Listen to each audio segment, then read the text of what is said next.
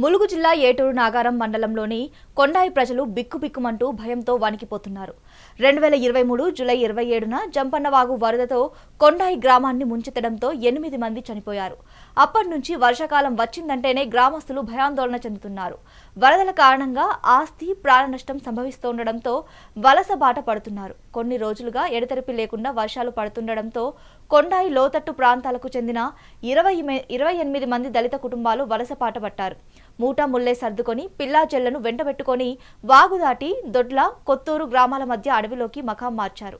అక్కడే చెట్లకు పరదాలు కట్టుకొని తలదాచుకున్నారు. నా పేరు రాకేష్ కుమార్, విలేజ్ దొడ్ల. గత పోయిన సంవత్సరం కురిసిన వలసరాకు ఫ్లడ్ రావడం జరిగింది. భారీ వర్షాలకు రావడం జరిగింది. అదే వర్షాలకు బ్రిడ్జ్ కూడా కుంగిపోయింది. అదే వర్షాలకు దొడ్ల మల్యాల కొండాయి కూడా ముంపుకు గురవడం జరిగింది. ప్రతి సంవత్సరం కూడా దొడ్ల మల్యాల కొండాయి ముప్పు గురవుతుందని చెప్పి అధికారులు రావడం జరిగింది, సర్వే చేస్తున్నారు. కానీ కొండాయికి పునరావాసం కల్పిస్తున్నారని చెప్తున్నారు, కానీ దొడ్లకు ఎలాంటి పునరావాసం కల్పిస్తున్నారని చెప్తలేరు. ప్రతి అధికారం వచ్చినప్పుడు పోయినసారి ఫ్లడ్ వచ్చినప్పుడు దొడ్ల గ్రామం ముందుగా మునిగింది. అధికారులు కానీ మంత్రి ఇంతకుముందు ఎమ్మెల్యే గారికి మంత్రి గారు సీతక్క గారు కూడా చూసింది, ఏఎస్పీ సార్ గారు ప్రతి మంది ఎన్డీఆర్ బృందం కూడా చూస్తారు. దొడ్ల గ్రామం ఫస్ట్ ముప్పు గురవుతుంది. ప్రతి సంవత్సరం కొండాయి ఫ్లడ్ వచ్చినా రాకపోయినా వాగొడ్డుకు 2 వాగులు ఉన్నాయి సార్ దొడ్ల పక్కబంటి.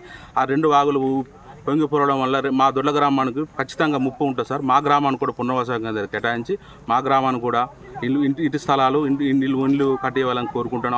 అదేవిధంగా ఎలాంటి వసతులైనా కానీ హాస్పిటల్ సంబంధించిన కానీ ఎలాంటి వసతులు కానీ మాది ముందు గ్రామం కాబట్టి. కాకపోతే ఏంటంటే కొండాయి ఏంటంటే ప్రతి విషయంలో కూడా కొండాయి గ్రామం ముప్పు గురవుతుంది. అంతకు ముందు నుండే స్టార్టింగ్ నుండే దొడ్ల గ్రామం ముప్పు గురవుతుంది. మాకు 2 వాగులు ఉన్నాయి సార్. మేము వాగు పక్కన ఉన్నాం. ఇప్పుడు బ్రిడ్జ్ కన్స్ట్రక్షన్ చేయడం వల్ల కూడా కరకట్ట కంపల్సరీ పోవాలి సార్. లేకపోతే ఆ కరకట్ట లేకపోవడం వల్ల కూడా బ్రిడ్జ్ కట్టడం వల్ల ఒత్తిడికి గురై మా ఊరికి ఫ్లడ్ రావడం జరుగుతుంది సార్. మేము అప్పటి నుండి ఇప్పటి వరకు కూడా గత 2 సంవత్సరాలు వరదలు వచ్చి 2 సంవత్సరాలు అవుతుంది. అప్పటి నుండి మాకు అనేక రకాలుగా ఈ యొక్క నియోజకవర్గంలో ఉంటున్నటువంటి మంత్రి వారు కానీ సీతక్క గారు కానీ మాకు కొన్ని విధాలుగా సహాయ సహకారాలు అందించారు. అదేవిధంగా మేము ఇప్పుడు ప్రభుత్వం నుండి వేడుకునేది ఏంటంటే గడిచి 2 సంవత్సరాలు అవుతుంది కనుక మాకు చాలా సందర్భాల్లో కూడా మీకు ఎలాంటి ఇబ్బంది లేకుండా మీకు ఎత్తైన ప్రదేశంలో ఇళ్ల స్థలాలు నిర్మిస్తాం అని చెప్పడం కూడా జరిగింది. ఆ నమ్మకం కొద్దీ మేము ఇవాళ 2 సంవత్సరాలు అవుతుంది కాబట్టి ఇప్పటి వరకు కూడా మాకు ఇంకా ఎటువంటి హామీ అనేది ఇచ్చారు, కానీ ఇంకా అది పూర్తి మొత్తంలో జరగలేదు. కాబట్టి ఇళ్ల స్థలాలు కేటాయించి ఇల్లు నిర్మించి